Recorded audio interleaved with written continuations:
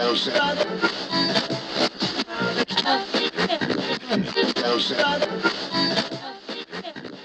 right, welcome back. We are on episode 14, I believe. Nope, 19. We're on episode 19 with the fabulous Mrs. Dunker. She's brand new to our building, but man, she seems like she's been here for 100 years, which is kind of crazy. So, welcome, Noelle. Thanks for being on our podcast today. Thank you. Thanks for having me. So, tell us a little bit, how'd you get your start in education?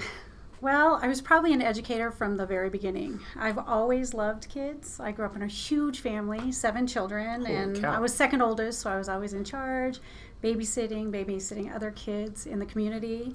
And then I just followed through with that. I got my degree in child development eons ago.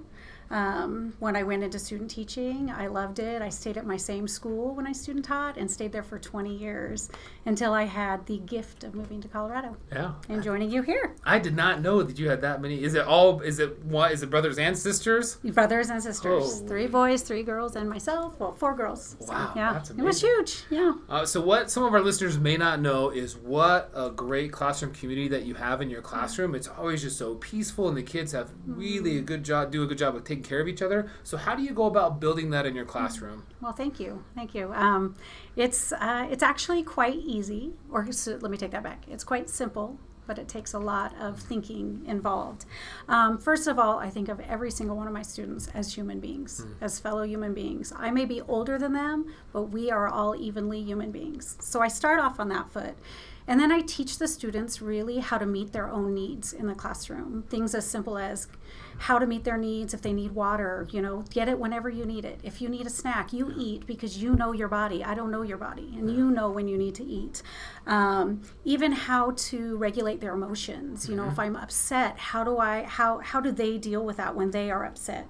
So I have a peace corner in my classroom that students choose on their own. It's never a punishment. It is, Mrs. Dunker, I need a break. And actually, they don't even have to tell me. They just get up, go to the peace corner. They have a 3-minute timer. They do some things to calm themselves down. They have lots of options when they're there.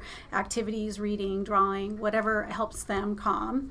And then we talk a lot nonstop about how we treat each other as human beings. It's just continual. It's like built into every interaction that we have. We also do some mindfulness activities. We do a lot of, we do some meditation, some quiet breathing.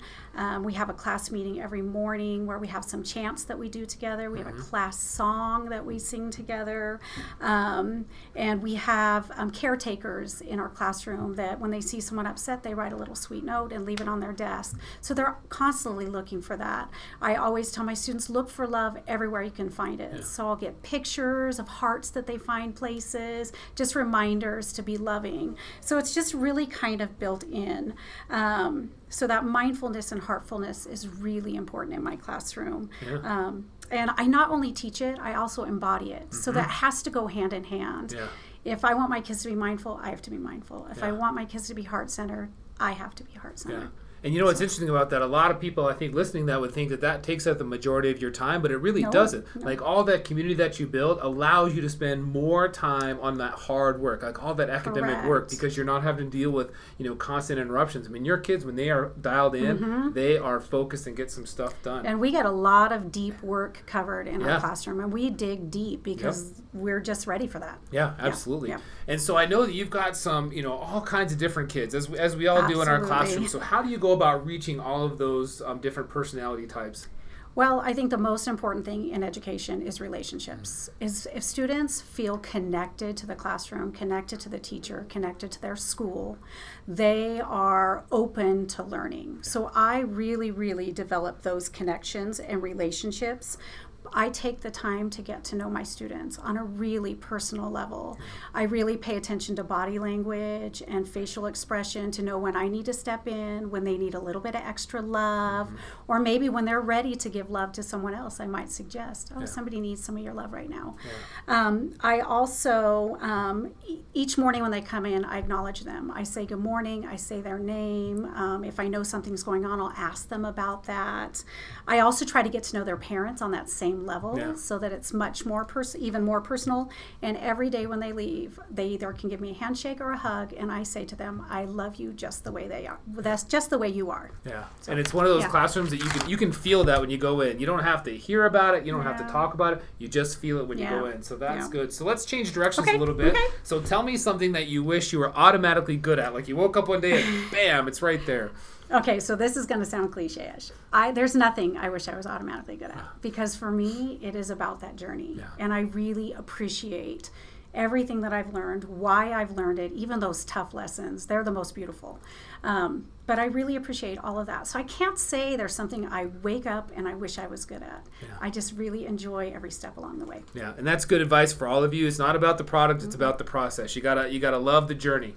All right, so if you were not, I mean, I can't imagine you in any other role other than being a teacher, but let's just, live in an alternative universe for a second. Okay. What would be another profession that you'd like to try other than your own? Okay, so other than my own, it still is educationally based, because you can't help it. If you're a teacher, a leader or something, you just do it. Yeah. So I think for me, professionally, I would love to be a motivational speaker. I would love that role.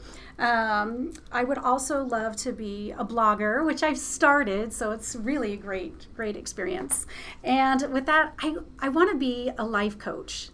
Not a life coach necessarily for anybody, but maybe helping teachers, so with that process, taking their own life and embodying it in the classroom as well.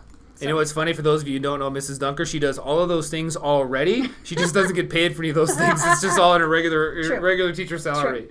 So, going back to kind of some of the, all the mindfulness and all the community and the relationships. So what's something that's really influenced your teaching? So for me, what's influenced my I'm always a self-learner. I've always been like, okay, what's best practice? And then I try to dig deep into it, whether it's sending myself somewhere into a conference or buying books or observing other teachers. I just find that. So that's influenced me. Yeah. But I think the biggest thing are some of the books that I've read. So my favorite book is a book called The 4 Agreements. And it's just a beautiful way to live your life. Yeah. And if you live your life in every aspect, and there's no defining line. When I go home, I'm this way. When I'm at school, this way. When I'm with my friends, I'm this way. But if you live your life that way, that influences everything you do. Yeah. And it influences my teaching for sure. And then the other thing that's really influenced my teaching are the lessons I learned from my students, which are probably more valuable than the lessons I teach them. Yeah. So if we're looking for those lessons that we can learn from our students all the time, man, it really makes your life fuller. Yeah, and you definitely can find the things that you look for every time. Yes. All right, you made it to the last question. So if you had the power to control all the billboards, actually most like cell phone screens, maybe we should say that, for one day, and just could put out one message that everybody'd see for one day, what would your message be? I know this is shocking, but it would be teach only love. And I'd surround it by the kids that are in my class. Yeah. Those beautiful faces, but really teach only love. If you teach only love, you're teaching everything that's important. Yeah. I'll tell you what, if that doesn't make your Friday, I'm not sure what else will. So thanks, Mrs. Dunker, for taking up your time and joining us. It was a lot of fun, and you never know who I have on there, so we'll see you next time. Great. Thank you. Bye-bye.